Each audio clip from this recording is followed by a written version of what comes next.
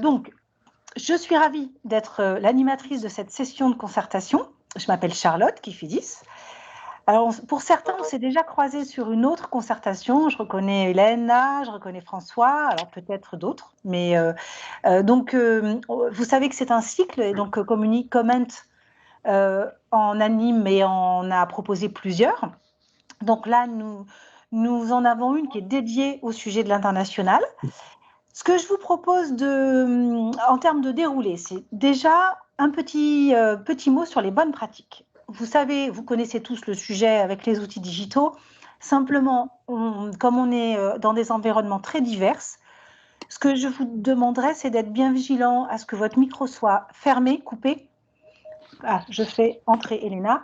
Donc, que votre micro soit coupé quand vous ne prenez pas la parole pour éviter les bruits divers et variés qu'on a chez soi ou au boulot. Ensuite, on a plusieurs manières de communiquer, comme on est un nombre qui reste encore correct pour pouvoir facilement parler. Je vous propose qu'on le fasse soit pour ceux qui veulent par le chat, soit via la prise de parole. Vous savez que sur Teams comme sur Zoom, on ne se voit pas tous quand on est nombreux. Donc, n'hésitez pas à utiliser le signe de la main levée qui est tout en haut, à côté du box de conversation chat, pour vous signaler. Et on sera plusieurs dans l'équipe de Comment et évidemment moi aussi à être vigilant de vous voir quand vous voulez prendre la parole. Alors, en termes de... pour démarrer, ce que j'aurais bien aimé partager avec vous, ce sont vos attentes. Donc, est-ce que vous pourriez, dans le chat, là, répondre à la question toute simple de dire cette session d'1h15, là, sera réussie si quoi? C'est une façon différente de dire quelles sont vos attentes. Ça peut être plus large que simplement un objectif quantitatif. Ça peut être un sentiment, ça peut être une émotion, ça peut être la créativité vous inspirera. Donc, j'ouvre le chat pour voir vos premiers commentaires. Donc, n'hésitez pas.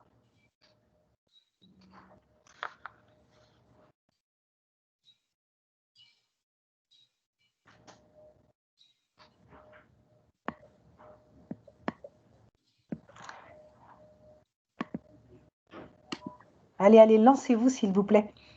Je vois qu'Elena est en train d'écrire, Coralie aussi.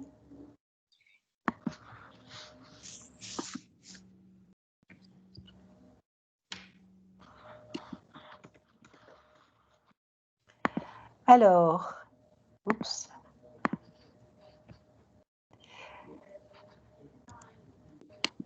Donc, si on sent que l'international vous passionne, c'est Coralie. Avoir un aperçu de nos possibilités, de nos synergies. Super.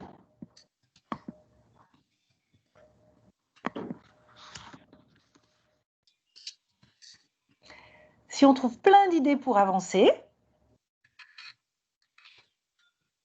si on partage, si vous nous donnez de l'inspiration sur les thématiques à traiter,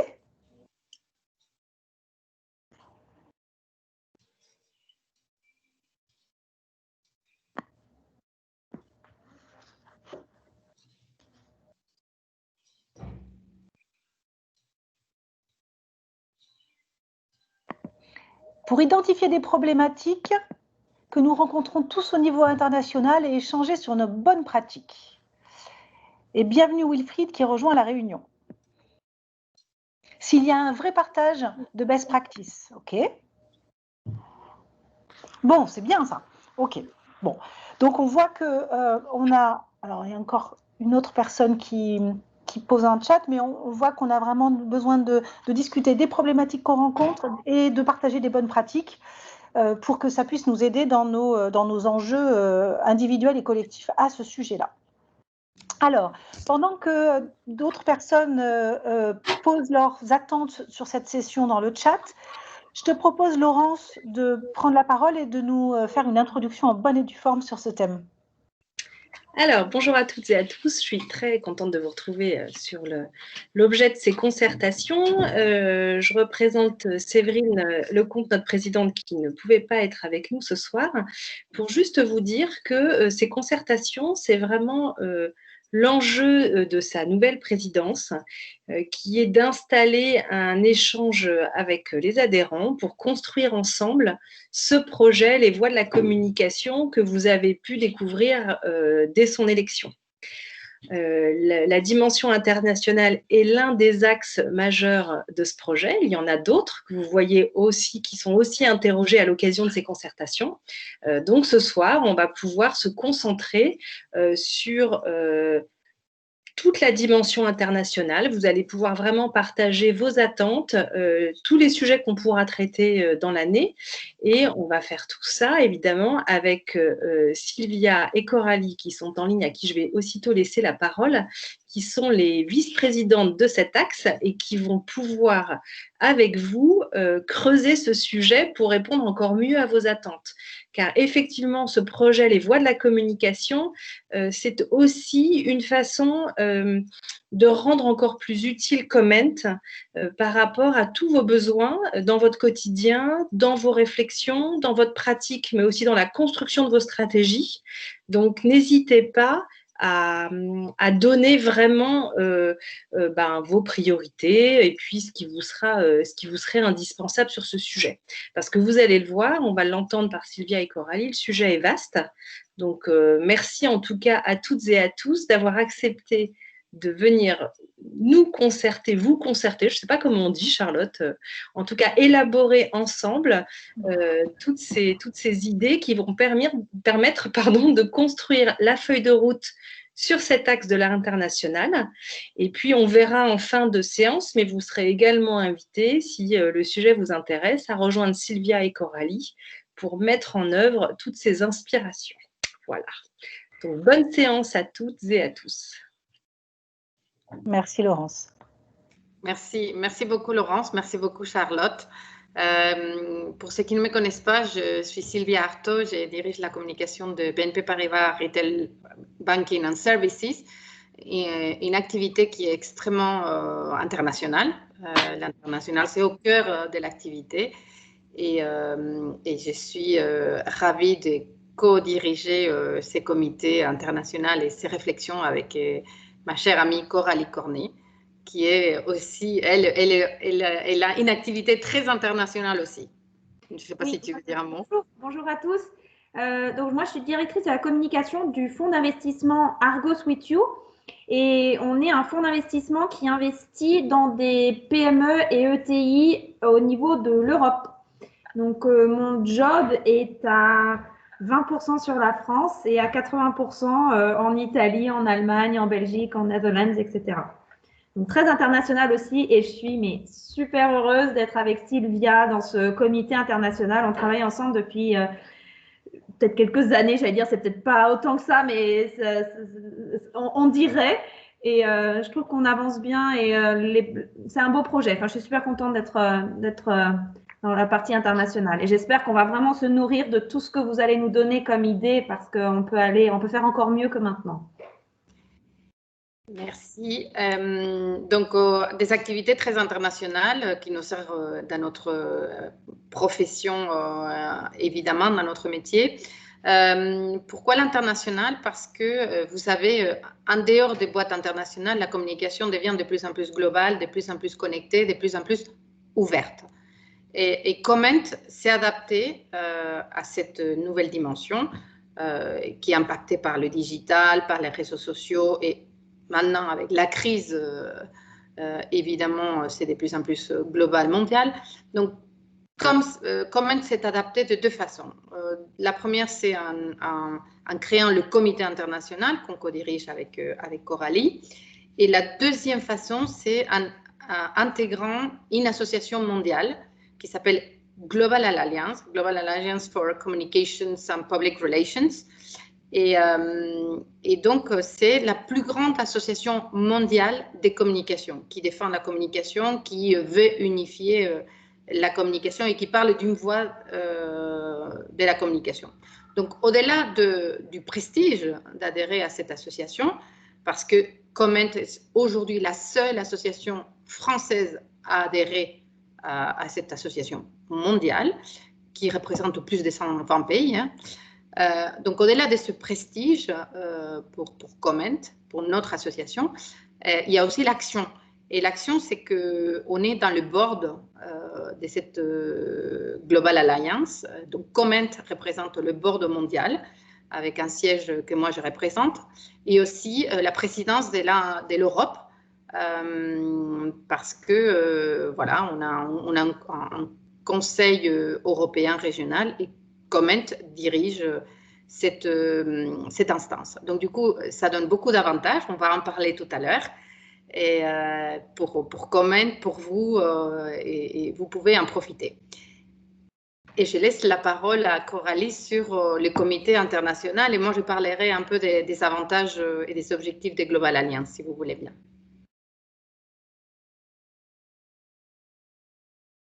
Ah, le Mike.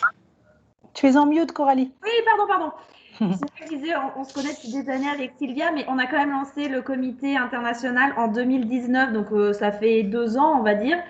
Et on avait 3 objectifs qui étaient d'essayer de trouver les bonnes études et les tendances internationales qui pourraient aider chacun dans leur job au quotidien pour nourrir des stratégies marketing ou rebondir sur des actions ou de l'actualité.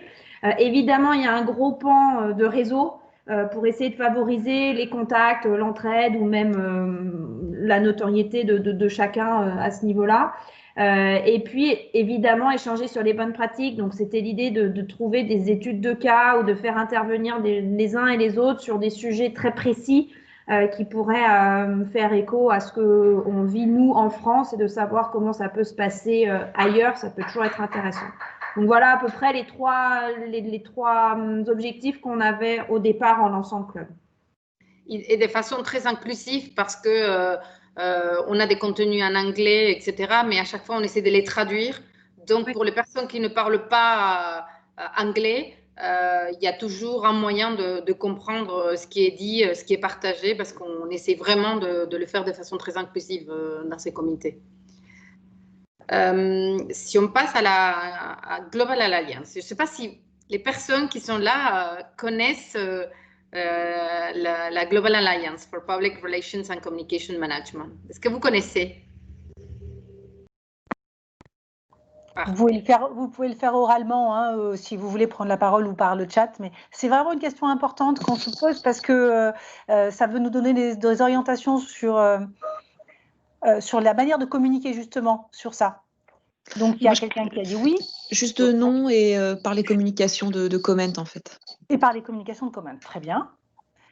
Sophie, oui.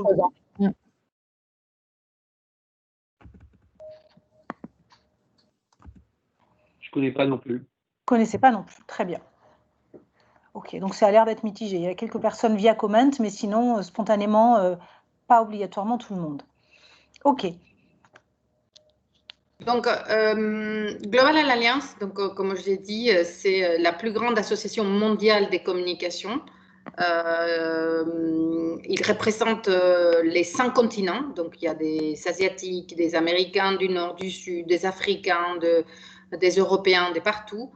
120 pays, plus de 120 pays. Et en tout, ça fait 280 000 professionnels. Parce que c'est aussi c'est une confédération d'associations de communication, comme Comment qui adhère, donc l'association portugaise, l'association américaine, l'association, etc. Et l'objectif, les valeurs et les objectifs de cette association, ils sont très alignés avec ceux des Comment. C'est d'abord défendre la profession. On a une profession qui parfois souffre, donc comment on peut avoir une seule voix pour la défendre, une voix globale. C'est unifier la profession également aussi et créer de la valeur pour les membres, pour vous, pour tous les membres worldwide, d'accord, en partageant les connaissances et l'intelligence qui existent partout. Comment on bénéficie, comment vous pouvez bénéficier, comment bénéficie?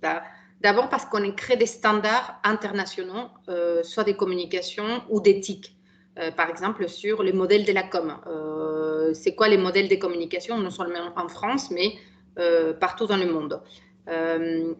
Aussi, non seulement par rapport à la communication, mais par rapport aux compétences des professionnels de communication. C'est-à-dire qu'on peut s'auto-évaluer avec des outils qui nous proposent gratuitement pour voir est-ce qu'on a les compétences qui sont reconnues mondialement pour exercer le métier des communications. Est-ce qu'il y a des standards aussi d'éthique? Pour être un bon communicant, il faut respecter une série de choses. Donc, tout ça, c'est des standards mondiaux qui sont acceptés par tous. On a parlé des compétences. Il y a aussi le volet formation. Donc, il y a beaucoup de contenus de formation qui sont donnés par les institutions. Sur la com interne, sur tous les sujets des communications. Il y a par exemple la PRSA, la Public Relations Society of America, qui propose une plateforme où on peut se former en fonction des compétences qu'on veut développer. Il y a aussi le contenu et les best practices qu'on peut partager entre tous les associations, que ce soit via des conférences, des newsletters, des articles, etc. Et surtout les domaines. Et puis, le plus important, c'est aussi les contacts. Si vous avez, je ne sais pas, des activités à faire dans un pays, vous pouvez nous contacter en disant qui est la personne en Thaïlande parce que je cherche une agence, parce qu'on va se développer dans ces pays. Donc, il y a aussi les réseautages qui est important. Voilà, vite fait, sur les bénéfices et les avantages de cette association. Et donc, le comité international s'est nourri beaucoup des contenus de Global Alliance pour travailler en parallèle. Et merci, en suivant bien sûr la stratégie des comments avant tout, mais c'est complètement aligné. Merci Sylvia. Alors, par rapport à ce que Sylvia et Coralie vous ont présenté, il y a une de premières questions qui serait intéressante pour nous aligner sur les grands objectifs et peut-être les faire évoluer. C'est est-ce que ces objectifs que vous voyez, ces 3 grands objectifs cités dans le slide que vous voyez, ce sont pour vous des objectifs qui sont toujours d'actualité par rapport à vos besoins? Est-ce que vous en avez d'autres qui vous paraissent importants à formuler? Ou est-ce que vous avez des suggestions de modification? Je veux bien vous entendre, nous voulons bien vous entendre, soit par chat, soit en live.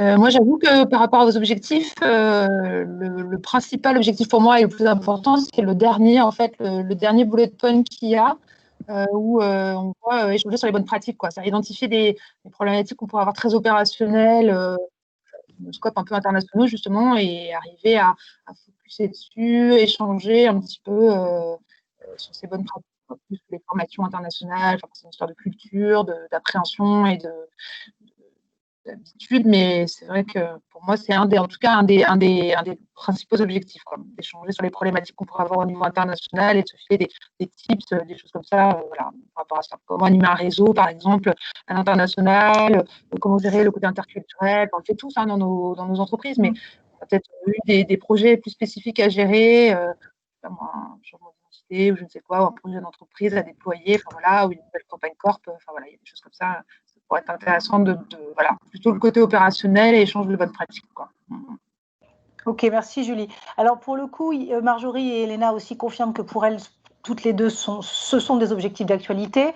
Et Audrey parle aussi d'un benchmark international des best practices en com. Et effectivement, multithématique, ce serait vraiment top, dit-elle. Ok. Alors, ce que je vous propose, c'est de toute façon, on va les sujets, on va rentrer dans ce détail, hein, d'accord? Donc là, on a posé juste le fait qu'on était d'accord sur ces principaux-là. Ce que je vous propose, c'est de passer à la seconde question, Claire, où là, la discussion va se faire vraiment de manière encore plus large. Donc, Claire va l'afficher pour qu'on puisse la voir à l'écran. Ça va, Claire? Ça va, Claire. Le temps de mettre le partage d'écran, ce n'est pas toujours simple. Super, merci Claire. Alors, sur quel sujet il vous paraît essentiel que Comment vous apporte un éclairage international? Là, ce qui est vraiment intéressant, c'est qu'on rentre dans le détail. On parle de bonnes pratiques, par exemple, mais à l'intérieur de ça, c'est quoi les sous-thèmes précisément pour qu'on puisse avoir cette richesse, cette finesse de sujets et de sous-sujets. Qu'est-ce que vous vivez par rapport à ça?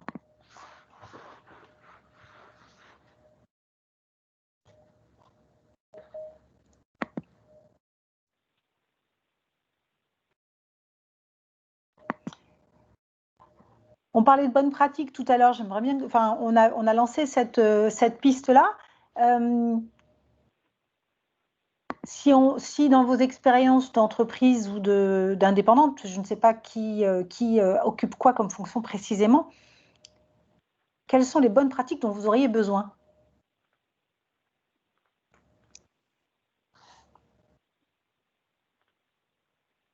Alors, Sarah. Donc, je me lance. En ce qui me concerne, les problématiques que je peux avoir et sur lesquelles ça m'intéresse d'avoir du feedback, c'est finalement ce qu'a évoqué la personne un petit peu avant dans l'animation d'un réseau international. En tout cas, mieux comprendre la manière dont nos collègues peuvent communiquer dans les pays. En fait, quand on est, moi en ce qui me concerne, on a une entreprise qui a plusieurs sites et les pratiques finalement locales ne sont pas forcément alignées avec les nôtres. Et donc, il faut être capable à la fois d'imposer un cadre, de faire respecter un certain nombre de principes liés à la marque qui en corp, et aussi laisser la subsidiarité qui est la bonne pour reconnaître les bonnes pratiques dans chaque pays. Et là, parfois, on n'a que l'écho de nos correspondants locaux, mais on a très peu, enfin moi j'ai très peu d'insights d'agences, de collègues qui interviennent sur ces pays-là. Par exemple, moi, je travaille avec le UK. Je connais un peu le UK, mais j'ai que le son de cloche de mes collègues du UK. Donc, ça m'intéresserait d'avoir du feedback de bonnes pratiques de gens qui connaissent les problématiques de marque au UK, ou etc. Enfin, ce type de choses. Donc, ça, je pense. Et donc, ça, c'est valable pour ce qui est pratique de marque, pratique de marketing opérationnel, enfin, sur différents sujets. Merci Sarah, super. C'est vraiment précis et c'est exactement ce qui peut nous aider dans la construction de la feuille de route. Qu'est-ce que quelqu'un... Alors, Elena parle de com de crise aussi. Est-ce que quelqu'un d'entre vous a envie de rebondir sur ce que Sarah ou Elena pose en détaillant encore plus? Ou parce que ça appelle d'autres idées? C'est Isabelle, je ne sais pas si vous m'entendez. On vous entend, Isabelle. Ok, merci, parce qu'avec mon téléphone, ce n'est pas facile dans la voiture.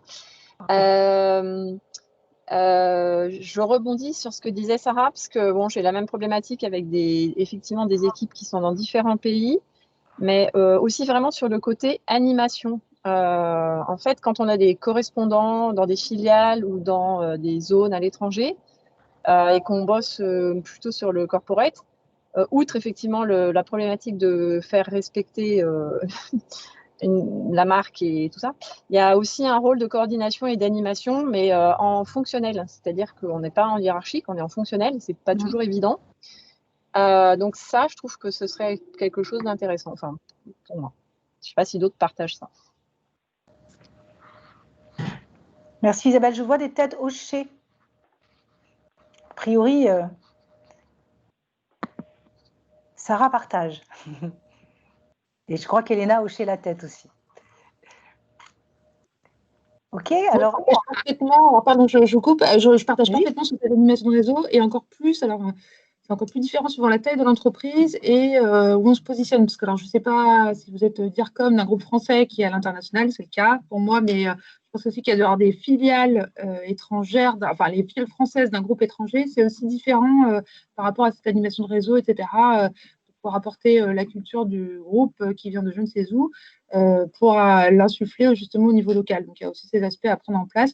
Et justement, on parle d'animation de réseau par rapport à la culture. Il y a aussi l'aspect, alors moi, je ne sais pas, mais vous, je sais pas, mais moi, dans mes pays, je n'ai pas nécessairement des chargés de communication. Il y a des gens qui ont plusieurs casquettes, que c'est des petites filiales ou des choses comme ça. C'est d'autant plus dur d'arriver à avoir du feedback on va dire, experts sur certaines choses et qui ne font qu'appliquer, etc. Donc aussi les faire monter en compétences dans les réseaux. Donc ça aussi, c'est compliqué.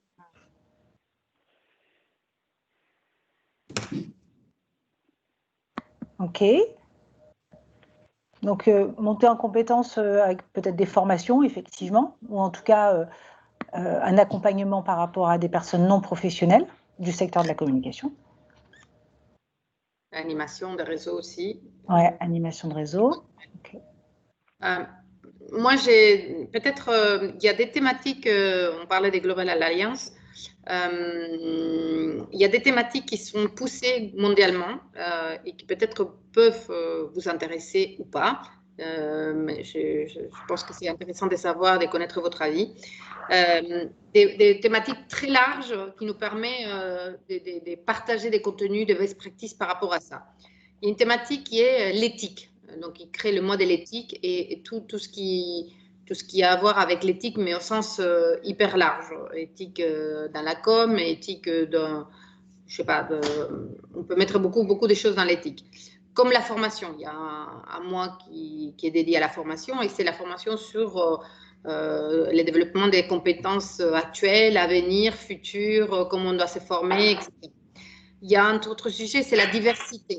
Diversité, ça peut être diversité des races ou diversité des compétences, ça peut être diversité managériale. Moi, j'avais fait un article sur ça, très large aussi. Après, on a une autre thématique sur la transformation de nos métiers. Évidemment, nos métiers ils se transforment avec tout ce qui se passe et l'impact aussi de la responsabilité sociale d'entreprise, l'écologie, tout ça. Donc, il y a un autre sujet qui est comme ça. Et la dernière thématique, c'est tout ce qui est bien-être. Et le bien-être également de façon très large. Donc, est-ce que ce type de thématiques, éthique, formation, diversité, transformation de notre métier avec impact écologique, etc., environnemental et bien-être, est-ce que c'est des choses qui vous intéressent ou pas, une thématique globale?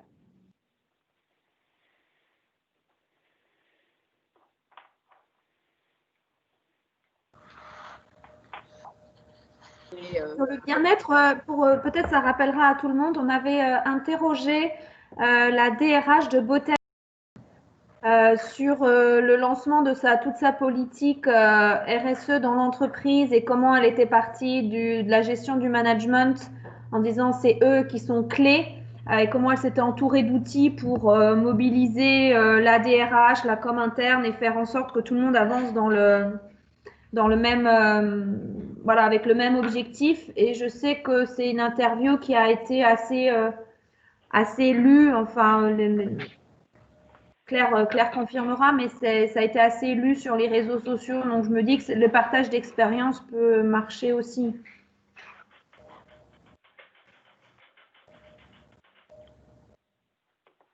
Ok. Alors, Sarah, vous êtes en mute, Sarah? Juste, je réagissais sur.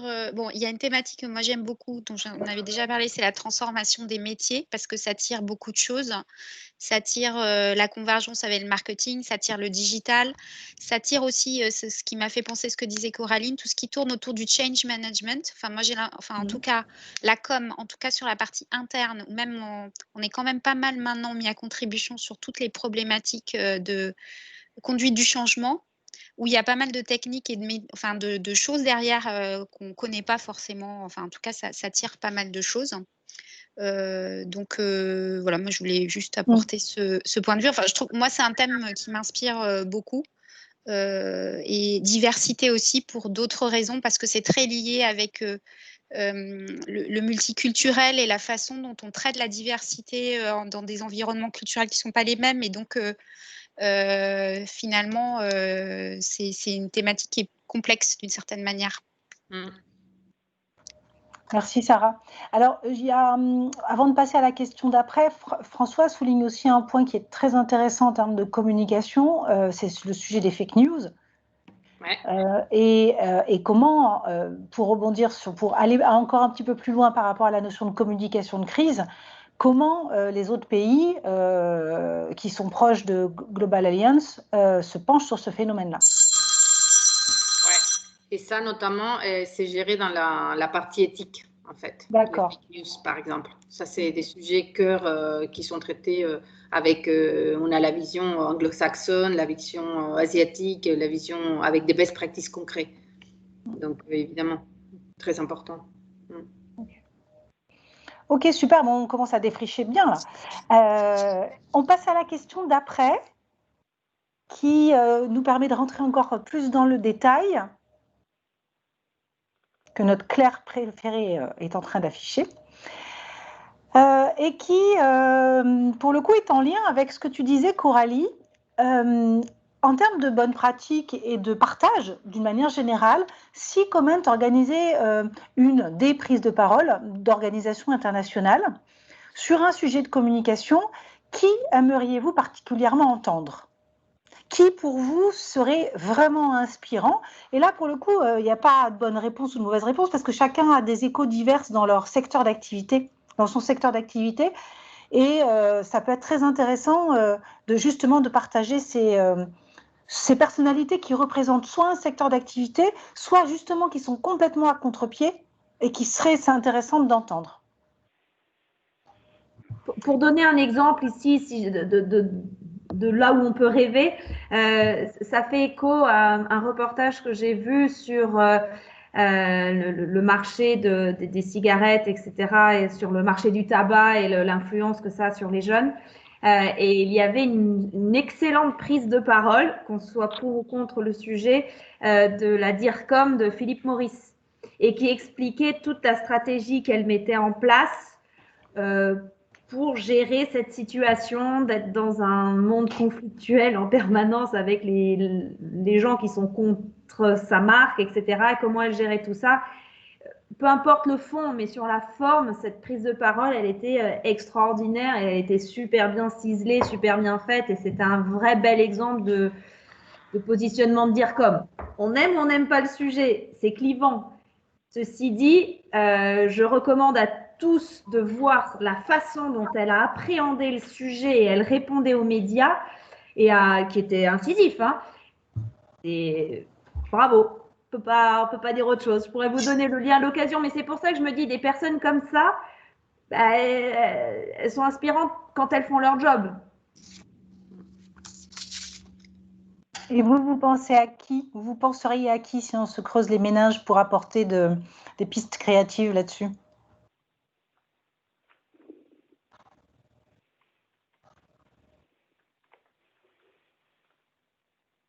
C'est pas évident, hein. Même si je peux me permettre d'ajouter, si plus que des personnes, si vous avez des idées de personnalités, ce serait chouette, mais des secteurs d'activité qu'on n'entend pas beaucoup ou que vous pensez qu'ils mériteraient de prendre la parole plus souvent, ou typiquement à cause dans le contexte actuel de crise sanitaire et économique, il y a peut-être des personnalités que vous avez trouvées particulièrement intéressantes en France ou à l'international qui pourraient être intéressante à interroger. Moi, à titre personnel, je pensais à un DIRCOM du secteur aviation. Ça pourrait être ou un secteur des transports en général, quand on voit tout le travail pour la SNCF, par exemple, pour au dernier moment potentiellement remettre tous les trains en circulation en quelques semaines. Il y a une communication quand même assez importante qui est faite là-dessus. Voilà, si vous avez des idées de secteur plus que nécessairement de personnes, ça peut aussi alimenter un peu les réflexions du comité. Et aussi par rapport aux thématiques, si je peux compléter, on a parlé tout à l'heure d'animation, de réseau, d'une série de sujets intéressants. Ce qui pourrait être intéressant peut-être, c'est avoir la vision de nos amis portugais sur ces thématiques-là, la vision d'un asiatique, la vision d'un américain, la vision d'un anglais. Et puis, je ne sais pas, par thématique, traiter l'animation des réseaux, comment faire ça, etc. Et comment vous faites chacun et prendre les meilleures best practices sur un sujet ou un secteur ou un thème. Ça, c'est possible aussi. Au-delà des personnes, au-delà des secteurs, c'est une multi-vision avec des experts qui peuvent nous éclairer sur des sujets précis. Alors, dans le chat, il y a Laurence qui citait en complément de ce que tu dis, Sylvia et Coralie Claire, c'est la DIRCOM d'Alibaba en France. Isabelle qui parle aussi en disant que c'est plutôt en ce qui la concerne des entreprises B2B qui fonctionnent bien à l'international avec filiales. François qui parle de DIRCOM, de groupe de presse et médias, effectivement ça peut être intéressant. Et pour élargir encore, est-ce que vous pensez que vos organisations seraient intéressées pour prendre la parole aussi et apporter à un moment donné un éclairage, parce qu'on a autour de la table peut-être déjà 10, 12 organisations, plus ou moins françaises ou internationales. Donc c'est aussi une piste intéressante peut-être en interne pour donner de la visibilité ou faire réfléchir vos clients internes, vos patrons.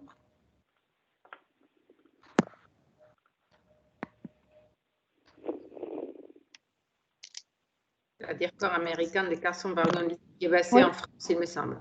C'est intéressant aussi ça, Sarah, effectivement. Ok. Bon, on a quelques pistes.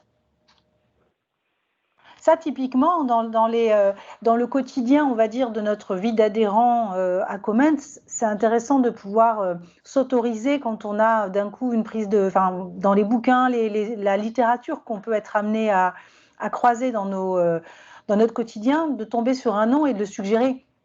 Parce que c'est en fait, c'est pas évident que ça sorte comme ça là, à l'instant quand on le dit, mais en fait, on est tout le temps en train de se dire waouh, super, ah tiens, ça c'est intéressant, et simplement ça part un peu comme ça en l'air parce qu'on le note pas ou on le partage pas. Vous verrez à la fin, on vous donnera une adresse qui a été créée spécialement pour ces concertations, pour apporter un lien de contribution entre les adhérents et Comment. Donc on aura l'occasion d'en reparler. Si on n'a pas d'autre chose à rajouter sur cette question, peut-être qu'on peut passer à celle d'après.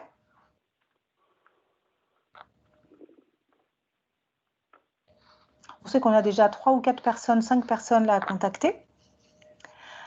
Alors, qu'est-ce que le partage de contenu, de contact ou d'expérience à l'international peut générer comme impact, bénéfice ou valeur dans votre métier?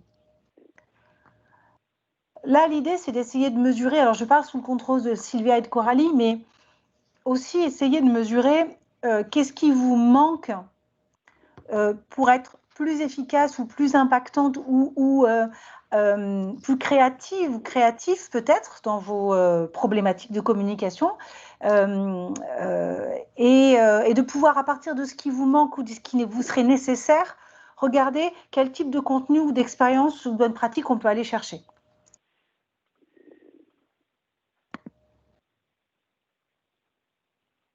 Alors, François, pour faire le lien avec la question d'avant, parle aussi d'alimentation et de gastronomie et que ça peut être intéressant de faire intervenir des filières françaises qui ont facilement des problématiques mondialisantes, effectivement.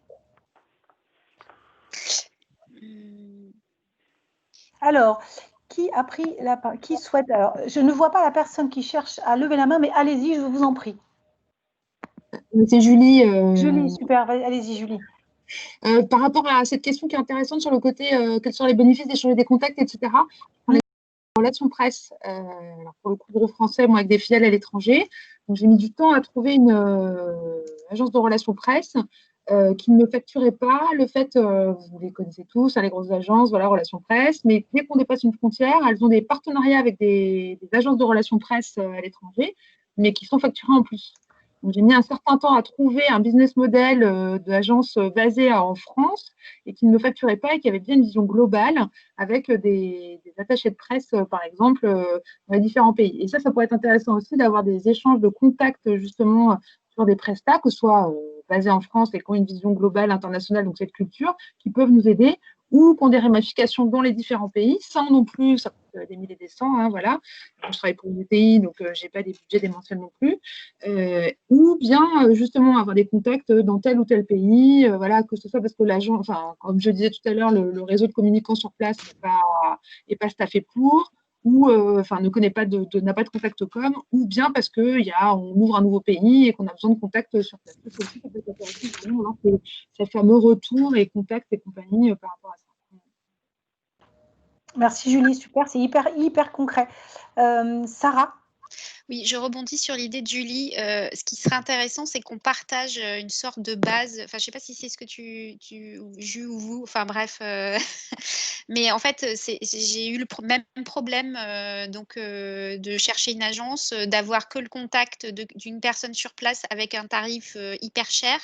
Et donc, se dire qu'on peut faire appel à la communauté de Comment pour nous aiguiller sur est-ce que vous connaissez une agence RP dans tel pays qui soit dans un tarif raisonnable, une sorte de base de référence ou je sais pas, de base de contact, ça serait super intéressant pour nous. Enfin, en tout cas pour moi. Alors, Julie, il faudrait que vous baissiez votre main parce que je sais que vous ne voulez plus prendre la parole, mais elle est encore levée. Isabelle? Oui, merci. Oui, c'est bon. Oui, exact. J'allais dire exactement la même chose que Sarah. Je pense que, je sais pas, enfin, j'ai raté le début de la réunion aussi, donc je ne sais pas s'il y a déjà dans Comment une sorte, il y a un réseau international, mais je veux dire, si on veut contacter dans Comment des gens qui bossent à l'international et qui ont des problématiques qui sont les mêmes que les nôtres pour avoir effectivement des contacts ou des idées de prix ou j'en sais rien, voilà, ça peut être tout ça. En fait, est-ce qu'il y a un espèce de sous-réseau ou enfin voilà, parce que je trouve que effectivement aller chercher des prestataires ou enfin on a tous des questions à un moment et on tourne un peu en rond tout seul parfois. Donc, moi, ce qui m'inspire, ce que vous dites, parce que effectivement, les réseaux, il est immense, 280 000 partout dans le monde. Si on commence à faire des listes, pourquoi pas sur des thématiques, soit on le fait au coup par coup, on peut faire des contacts en fonction des sujets. Moi, vu l'intérêt que vous avez sur les sujets et les bonnes idées, moi, je vous inviterai à rejoindre notre comité international où on partage beaucoup des sujets.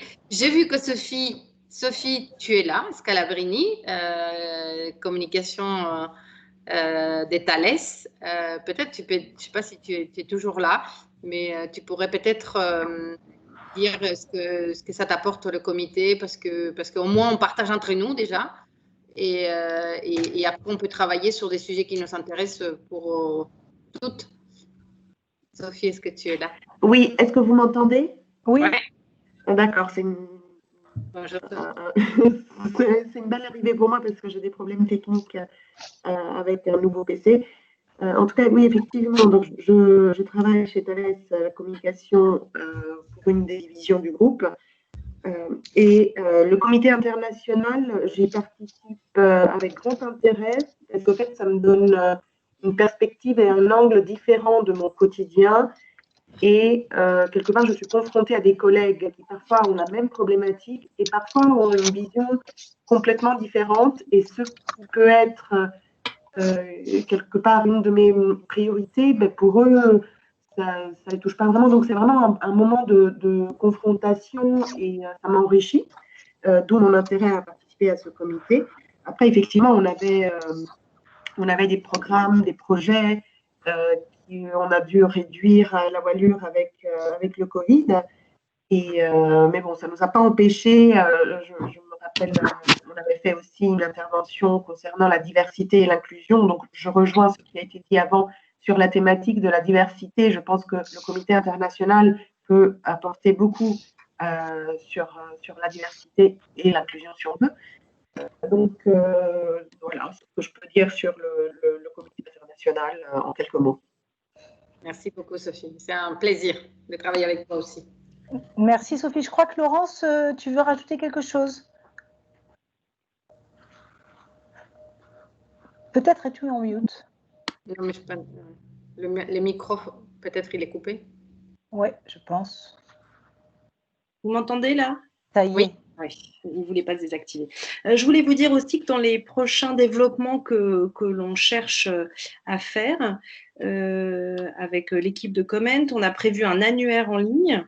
Donc ça fait 1 an qu'on en parle et on a des problèmes techniques pour le lier à la base de données. Enfin bon, je ne vais pas vous raconter tout le détail de notre informatique, mais et l'idée aussi de développer un forum de discussion lié donc à cette base de données de nos adhérents pour que vous puissiez échanger par thématique sur vos questionnements et vos bonnes pratiques. Tout à fait là, ce que vous disiez tout à l'heure, besoin d'avoir des conseils sur des négociations de prix à l'international, par exemple. Ça, c'est une question qui s'envoie en chat sur ce forum en ligne en mettant un intitulé international et ça permet d'avoir des réponses très rapidement sur des questions qu'on se pose. pas pour tout de suite, hein, parce qu'on a commencé là l'appel d'offres et on est en recherche de solutions, mais c'est quelque chose, en tout cas, qui rejoint ce que je vous disais en introduction de cette concertation sur l'utilité, répondre vraiment à vos besoins et des choses très pratico-pratiques. Ça, c'est en cours, alors que ce soit sur l'international ou d'autres sujets. Ah bah c'est parfait. Très utile. Merci. Tu enlèveras ta petite main. On l'oublie, c'est là quand on la met une fois. Est-ce qu'il y a d'autres personnes qui ont envie de parler d'idées d'impact et de bénéfices qu'un partage comme ça d'expérience de contact pourrait apporter dans leur job? Ou alors est-ce qu'on passe à la question d'après? Je crois qu'on est mûr pour la question d'après. Hein, Claire, je te regarde.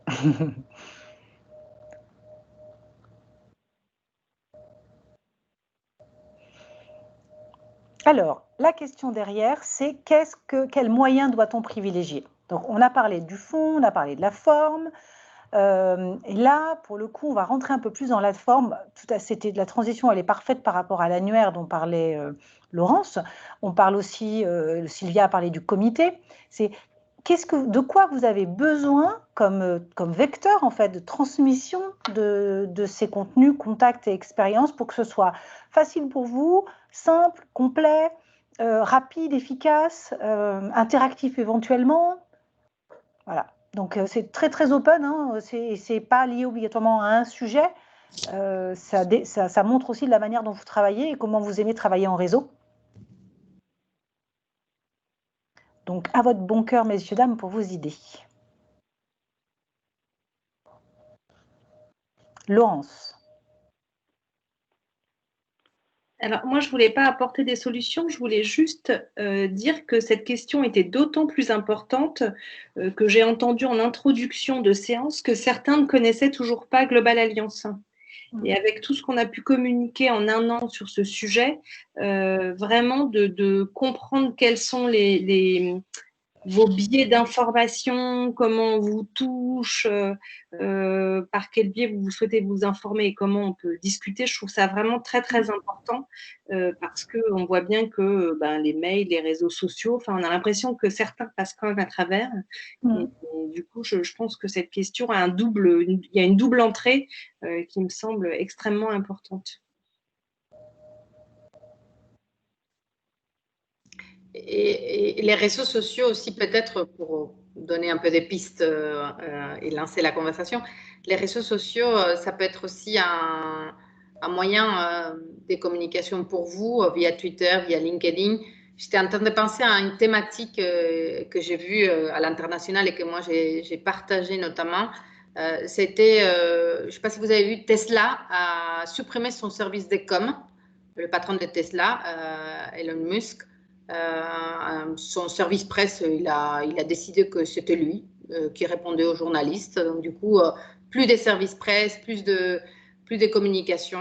Et voilà. Et donc, ce monsieur qui parle directement à travers les réseaux sociaux. Donc, voilà. Donc, ça a été un sujet assez partagé. Il y a eu un position paper sur ça en disant pourquoi c'était dangereux pour nous, communicants, etc.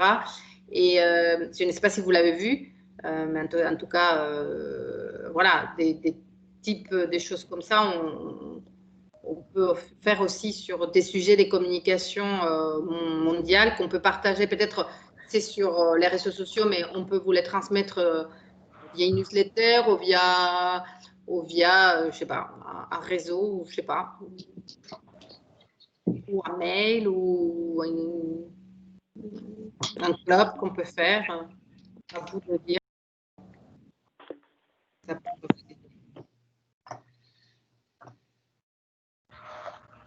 Alors,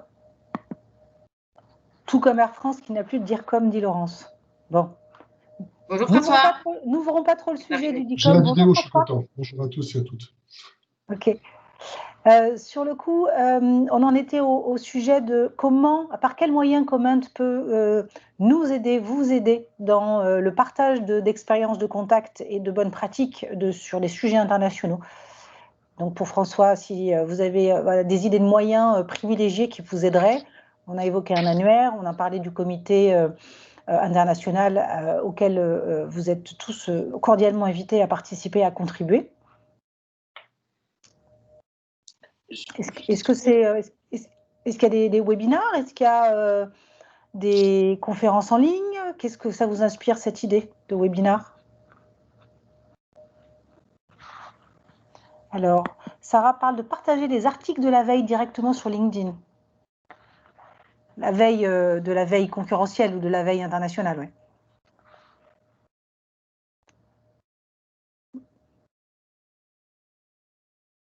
Comment on les partagerait sur LinkedIn, sur le compte comment?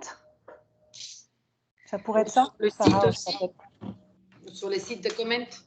Sur le site de comment, Parce qu'à un moment donné, on pensait à créer une rubrique internationale sur les sites de comment. On ne vous entend pas, Sarah. Vous êtes en mute. En fait, c'est juste, on va pas sur les sites. Enfin, je vais partager mon expérience, mais moi, j'ai pas le temps d'aller sur le site de Comment pour dire je vais aller voir de la veille. Et c'est pour ça que je dis LinkedIn, parce que ça vient à moi, parce que je vais sur LinkedIn tous les jours. Je regarde, ou il y en a qui vont sur Twitter, mais je regarde un fil d'infos. Quand quelqu'un partage un article du Harvard Business Review, par exemple, ils sont super bien sur la com, il y en a toujours des super, je les lis. Par contre, je ne vais pas sur Comment. Et c'est pour ça que j'ai pensé à LinkedIn, parce que me disant, si Comment faisait l'acte de réfléchir meilleurs articles sur les sujets qui nous touchent, je les lirai certainement plus. Sur le site web, j'aurais même c'est peut-être pas la peine de les mettre, parce que bon, après peut-être qu'il y a des personnes qui vont sur le site web, mais en tout cas, pour ma part, pour me toucher, c'est les réseaux sociaux. Peut-être c'est plus facile aussi. Après, c'est des contenus en anglais aussi. Oui, mais on est le comité international pour le coup. Oui, non, un problème. On pourrait, dans le même sens, alors plus simplement et dans le sens de Sarah, créer une communauté, c'est-à-dire qu'à l'intérieur de LinkedIn, vous pouvez créer des groupes. Avec un premier qui peut être un premier cercle qui peut être le fameux comité qui en fait partie. Et après, si des gens veulent intégrer, comme par exemple, je ne fais pas partie du comité, mais si je veux intégrer pour avoir les problématiques, et donc on pourrait tous partager des articles, c'est-à-dire que sur la problématique internationale, pouvoir tous partager sur des sujets. Ou j'ai rencontré une agence, voilà, un peu ces aspects-là, un peu comme un fil WhatsApp qui serait international, mais vous le faites sur LinkedIn, vous pouvez faire la même chose. Dans mon bureau. C'était genre toutes les 5 minutes. toutes les 20 minutes, ça s'éteint. Et ça... Ils vont vous repérer. À 20h, l'alarme se met en route. C'est intéressant d'avoir plus qu'un. Il y a le fil LinkedIn, mais là, pour le coup, on pollue tout le monde. C'est plus l'aspect avoir cet aspect groupe de travail, enfin de fil de conversation, ça peut être intéressant. Donc voilà. Il y a Sarah, vous vouliez reprendre la parole ou c'est la main de tout à l'heure? C'est la main de tout à l'heure. Ok. Il y a Isabelle aussi qui disait qu'elle va très peu sur le site de Comment et que pourquoi pas un Comment international sur LinkedIn. Et Elena, un groupe fermé, effectivement, réseau fermé pour pouvoir avoir cette liberté-là de parler, de partager. Ce que suggérait Julie, en fait. Hein, exactement. Donc Elena, je crois à Elena, à moins que ce ne soit pas exactement pareil que ce que Julie... Si? Non, je pense que c'est ça. C'est ça? Ok. Donc ça, c'est essentiellement pour des partages d'infos et d'articles. Si on a des bonnes pratiques avec des personnalités qu'on arrive à faire venir pour creuser un sujet, ce serait sous quelle forme Déjà, est-ce que ça vous intéresse de prendre du temps pour écouter quelqu'un et échanger avec lui ou elle en live? Et si oui, c'est sous quelle forme? Le webinaire était une bonne idée tout à l'heure. C'est bête, mais Covid, on fait de plus en plus les agences qui avaient l'habitude de nous faire des petits déj, des machins, on devait se déplacer, font de plus en plus de webinaires. Et finalement, moi, j'y prends très vite. C'est-à-dire qu'au lieu de me déplacer à 8h30 pour un petit déj, pour revenir après au bureau, etc., et pas être revenu avant 10h30 ou 10h, c'est super de pouvoir être au bureau, certes tôt ou même à 9h, mais au moins, derrière, j'ai plus qu'à cliquer et je m'en vais, et je retourne directement en réunion derrière. C'est vrai qu'il y a moins le côté social, physique, mais j'avoue que c'est quand même super pratique les webinaires pour ça, de pouvoir interagir, d'avoir quelque chose de ciblé et de pouvoir... c'est très pratique. Même si le physique, bien sûr, on n'échange pas, mais peut-être moins souvent. C'est vrai que c'est toujours compliqué de pouvoir se déplacer que sur l'après-midi en début de matinée. Et l'avantage, c'est que tu peux avoir des gens de différents pays, quoi. Oui, tout à fait. Ils vont se déplacer aussi, c'est génial, ouais, tout à fait. Des visions différentes sur un sujet qui te nourrissent, parce que nous, on connaît plus ou moins comment ça se passe en France, mais je sais pas, la gestion de la crise, comment elle est gérée maintenant en Amérique latine, qui sont encore là-dedans, ou en Asie, qui sont déjà finis. Qu'est-ce que vous avez fait maintenant? C'est quoi les thématiques des reprises, etc. Des trucs comme ça peut être intéressant aussi.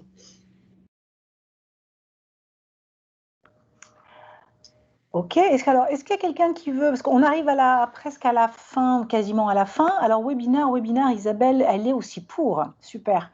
Et en plus, sur le coup, Isabelle, vous soulevez un point important, vu que vous êtes en province, là pour le coup c'est doublement bénéfique, parce que de toute façon on ne pouvait pas se déplacer facilement pour assister à un petit-déj à Paris. Et ok. Alors, timing est serré, super, 1 heure max pour Sarah. Vous parliez de webinaire, hein, Sarah, quand vous dites ça, hein, on est d'accord. Ok. Alors, s'il n'y a personne qui a envie d'ajouter quelque chose, moi je vous propose je regarde mon petit écran pour être sûr qu'il n'y ait pas de main levée, à part Laurence qui n'a toujours pas baissé la sienne. Petit clin d'œil, Laurence. Je vous propose qu'on conclue. Alors, comme la Claire va nous repartager un petit slide pour les next steps, donc comme tout à l'heure, Laurence vous le disait, ce qui est très important que vous gardiez en tête, c'est que c'est une démarche de construction de feuille de route, et donc l'équipe et les VP de chaque thème débrief sur les propositions, on réécoute le replay, on reprend les éléments de langage, on reprend les idées, on les recreuse, et il y a une présentation qui va être faite au conseil d'administration de mi-décembre. Et là, il y aura la finalisation de cette concertation avec, en janvier, la présentation de la feuille de route du thème, des feuilles de route. Voilà. Ça, c'est vraiment un engagement important de co-construction jusque le plus possible, compte tenu du contexte sanitaire aujourd'hui. Alors ensuite, il y a un autre élément important sur les contributions, et je laisserai le mot de la fin à Laurence, c'est que cette concertation, elle s'inscrit dans une démarche de dialogue qui est importante pour Comment, et donc il y a une adresse qui a été créée qui s'appelle contribution@com-inde.fr, qui est ouverte toute l'année, qui n'est pas ouverte que pour le cycle de concertation, et qui peut accueillir cette adresse vos propositions, suggestions au fil de l'eau, et aussi par rapport au thème qu'on a abordé, si vous voulez contribuer plus sur un sujet, n'hésitez pas à partager et à solliciter Comment pour lever la main en disant moi je veux bien, j'ai des choses à dire, j'ai des choses à transmettre et j'ai des choses à faire si vous avez besoin. Voilà. Alors Laurence, je te laisse le mot de la fin et puis on fera un tout petit tour de piste après pour savoir comment vous avez vécu et ce que vous repartez, ce avec quoi vous repartez. Je n'ai pas grand-chose à ajouter. Merci Charlotte, à part vous dire que je pense que voilà, on a pas mal de pistes effectivement pour construire la suite et surtout effectivement continuer à contribuer. Et puis vous pouvez aussi contacter Sylvia et Coralie qui sont les vice-présidentes toutes les deux de cet axe sur l'international. Donc en tout cas, c'est toujours sympathique de voir que vous êtes là, que vous contribuez et que cette concertation est aussi la vôtre. Au fur et à mesure, là, les adhérents se l'approprient bien. Donc, on est plutôt content de faire aussi en fonction de vous, ce qui va donner, je pense, des fiches de mission quand même très concrètes et très collées à votre réalité. Merci beaucoup et merci beaucoup à Charlotte. Merci à l'équipe Comment qui est en off, hein, notamment à Audrey, Claire et Géraldine voilà, qui travaillent sur toutes ces concertations. Et puis Sylvia et Coralie, bien sûr, parce que c'est par elles que tout ça va passer. Donc elles sont très importantes. Merci Laurence de ton soutien aussi. Merci aussi. Et Laurence. Alors, petit mot de la fin pour vous. Vous avez démarré avec, donc on démarre avec vous, on termine avec vous. Si vous pouviez nous dire en un petit mot, voilà, avec quoi vous repartez. Un mot clé, un sentiment, la couleur du néon, le numéro de téléphone, enfin, ce que vous voulez, les sourires. C'est tout simplement pour mesurer aussi votre degré d'attente. Est-ce qu'il est satisfait? Alors Julie, plein d'espoir. Merci Julie pour ce retour.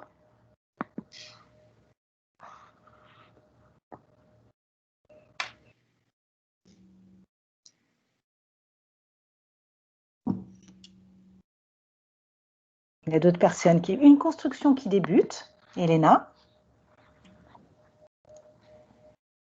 L'envie de rejoindre le groupe de travail, point d'interrogation. Ça, c'est un vrai appel. C'est bien. Bravo, Laurence. Welcome.